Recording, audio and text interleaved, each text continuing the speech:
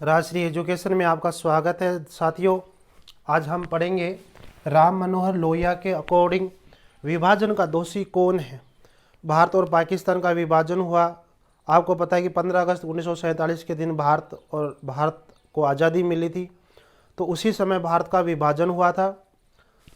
तो विभाजन के दोषी कौन है, कौन व्यक्ति किसको दोषी मानता है, कौन व्यक्ति किसको दोषी मानता है। कुछ व्यक्ति नीतियों को दोषी मानते हैं तो कुछ व्यक्ति व्यक्तियों को दोषी मानते हैं। साथियों, भारत का विभाजन दोषी कौन, आपसे पूछा जा सकते हैं कि भारत का विभाजन दोषी कौन, यह कहने वाला कौन है? राम मनोहर लोहिया है। ध्यान दीजिए, इंडियन विंस फ्रीडम जो बुक है वह लिखी थी मौलाना अब्दुल कलाम आज़ाद ने। यह आपसे याद रखना, पुस्तकों के मैच कीजिए, निम्नलिखित रचनाओं को मैच कीजिए उनके रचनाकारों से, लेखकों से। तो आपसे पूछा जा सकता है, ये कई बार पूछा गया है कि इंडियन विंस फ्रीडम मौलाना अब्दुल कलाम आज़ाद की ये बुक है। तो इसके अंदर ये इन्होंने लिखा है कि जवाहरलाल नेहरू व सरदार वल्लभ भाई पटेल आदि नेताओं को, जो उस समय बड़े बड़े नेता थे, आज़ादी के दिन स्वतंत्रता आंदोलनों के समय जो बड़े बड़े नेता थे, उन नेताओं को कहीं ना कहीं मौलाना अब्दुल कलाम आज़ाद ने भारत के विभाजन के लिए दोषी माना है। कौन सी बुक के अंदर? इंडियन विंस फ्रीडम बुक के अंदर। लेकिन हमारे राम मनोहर लोहिया अपनी बुक का नाम है guilty man of India's partition.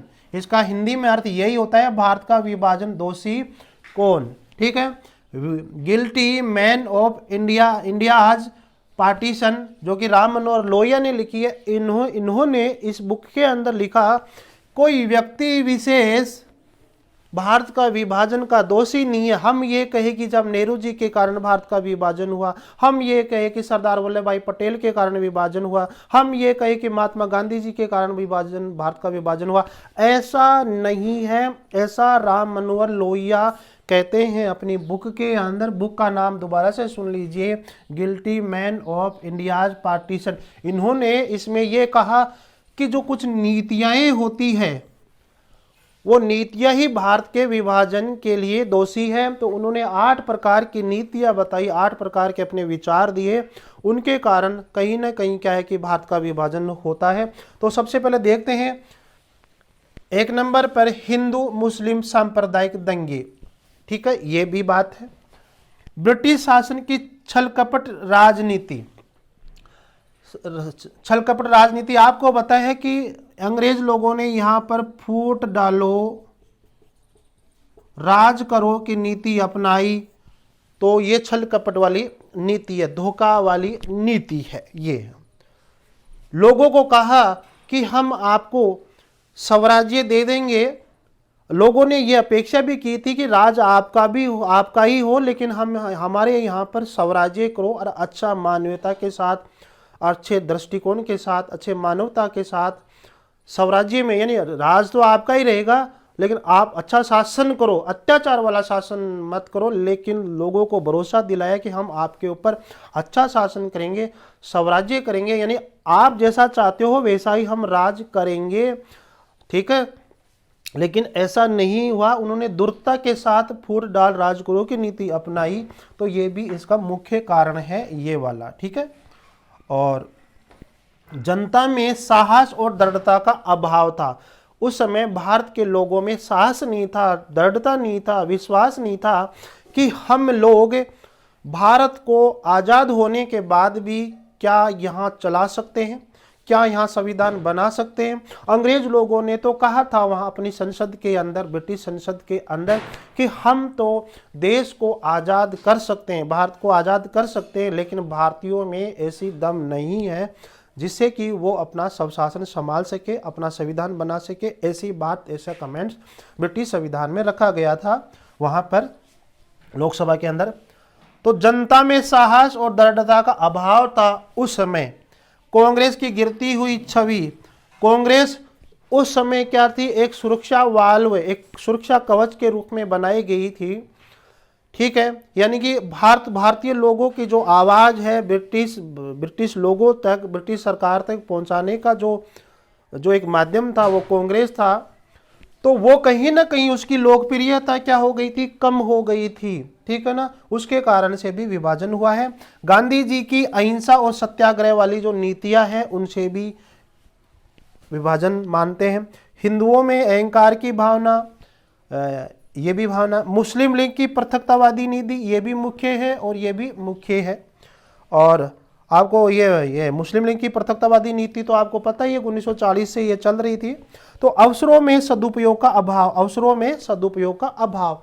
तो हम ये कंपैरिजन के हिसाब से देखें तो आपसे ये पूछा जा सकता है कि भारत का विभाजन दोषी कौन है, ये बुक किसने लिखी। इसका अंग्रेजी वर्जन है guilty man of India's partition, ये कि राम मनोहर लोहिया ने लिखी है। और इंडियन विंस फ्रीडम, ये मौलाना अब्दुल कलाम आज़ाद ने लिखी है। लोहिया ने 8 प्रकार के विचार दिए और 8 प्रकार के विचारों के बारे में कहा उन्होंने कि इन्हीं के कारण भारत का विभाजन होता है कहीं ना कहीं। ठीक है, कोई व्यक्ति विशेष इसका विभाजन का कारण नहीं है। राम मनोहर लोहिया ने जब उसने समाजवाद की कल्पना की थी, एशियाई समाजवाद की उसने संकल्पना दी थी, एशियाई समाजवाद की उसने विचारधारा दी, अवधारणा दी, उस समय उसने सप्त क्रांतियों के बारे में भी विवेचना की थी। उसने सप्त क्रांति का सिद्धांत दिया राम मनोहर लोहिया ने। देखते हैं कि सप्त क्रांतियाँ कौन कौन सी है और वो कौन कौन सी क्रांतियों के माध्यम से राम मनोहर लोहिया समाजवाद विकसित करना चाहते थे।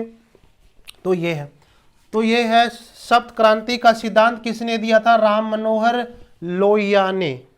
ध्यान दीजिए, जो जयप्रकाश नारायण है उन्होंने भी संपूर्ण क्रांति का नारा दिया था। तो उसमें भी 7 क्रांतियां थी, वो अलग है। वहाँ पर सांस्कृतिक है, धार्मिक है, आध्यात्मिक है, शैक्षणिक है, इस तरह की बातें आती है वहाँ पर। तो यहाँ पर जो सप्त क्रांति का सिद्धांत दिया था राम मनोहर लोहिया ने, उसमें क्या क्या चीज़ें हैं तो देखिए, स्त्री और पुरुष की समानता के लिए क्रांति करना। उस समय कहीं ना कहीं भारत के अंदर, भारत में नहीं कई देशों के अंदर क्या है कि स्त्री और पुरुषों में क्या होता था, भेदभाव होता था, तो वो क्रांति। जाति प्रथा के विरुद्ध वाली क्रांति और कमजोर और पिछड़े वर्गों के अधिकारों के लिए क्रांति करना। उस समय क्या था, आपको पता है कि आज़ादी से पहले जाति प्रथाएं थी, मतलब ये जाति प्रथा तो उस समय भी चल रही थी। तो इसके विरुद्ध में क्रांति की। और आपको पता है कि हमारे संविधान निर्माता, संविधान के मनु कहलाने वाले, जनक कहलाने वाले भीमराव अंबेडकर ने आरक्षण की व्यवस्था की थी इसके लिए, आर्थिक पिछड़े वर्गों के लिए, कमजोर वर्गों के लिए। ठीक है ना, और जाति प्रथा को भी उन्होंने समाप्त किया था। हमारे अंबेडकर जी हिंदू धर्म में जन्म लेते हैं और बाद में अंत में ये कहकर 1956 में जब उनकी मृत्यु होती है तो वो यही कहते हैं कि मैं बौद्ध धर्म अपना लिया है। तो आगे देखते हैं कि रंग भेद पर आधारित राजकीय, आर्थिक और भौतिक असमानता के विरुद्ध क्रांति। क्योंकि उस समय क्या होता है कि अंग्रेज लोगों का जो शासन था तो वहाँ पर राजकीय रूप से और आर्थिक रूप से और भौतिक रूप से क्या है कि असमानता हो रही थी रंग के आधार पर। ठीक है ना, तो रंगों के आधार पर काले और गोरों के, जो कहते हैं ना काले और गोरों में भेदभाव करते थे, तो वो है कि ये काला है, ये गोरा है, गोरा का मतलब अंग्रेज लोग। तो ये जो रंग भेद की जो नीति है ना, ये भी कहीं ना कहीं ये क्रांति का कारण थी।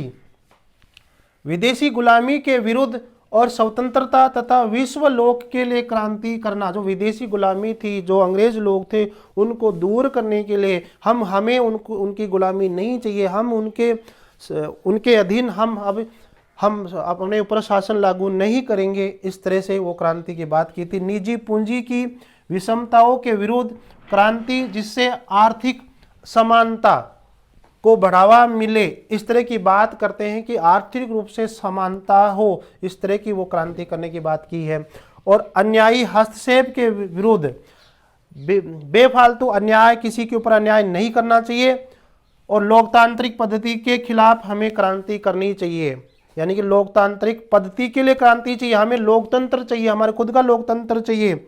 और जो अंग्रेजों के द्वारा जो अन्याय हो रहा था, बार बार हस्तक्षेप हो रहा था, ठीक है ना, वो अस्त्र शस्त्र के विरोध और सत्याग्रह के लिए क्रांति, ठीक है, अस्त्र शस्त्र के विरोध और सत्याग्रह के लिए क्रांति। तो ये सभी क्या है कि सप्त क्रांति का सिद्धांत है राम मनोहर लोहिया के अकॉर्डिंग। आपसे पूछा जा सकता है कि उसने अपने समाजवाद की जो संकल्पना दी थी, उसने अपने समाजवाद को कैसे आगे विकसित करे, समाजवाद भारत में कैसे आए, पूरे एशिया में कैसे आए समाजवाद, इसीलिए तो उसको एशिया समाजवाद का जनक माना जाता है राम मनोहर लोहिया। तो उसने एशियाई समाजवाद की संकल्पना में ही उन्होंने ये सप्त क्रांति का सिद्धांत दिया था। तो नमस्कार दोस्तों, जहां रहिए मस्त रहिए, वीडियो को लाइक शेयर सब्सक्राइब करते रहिए।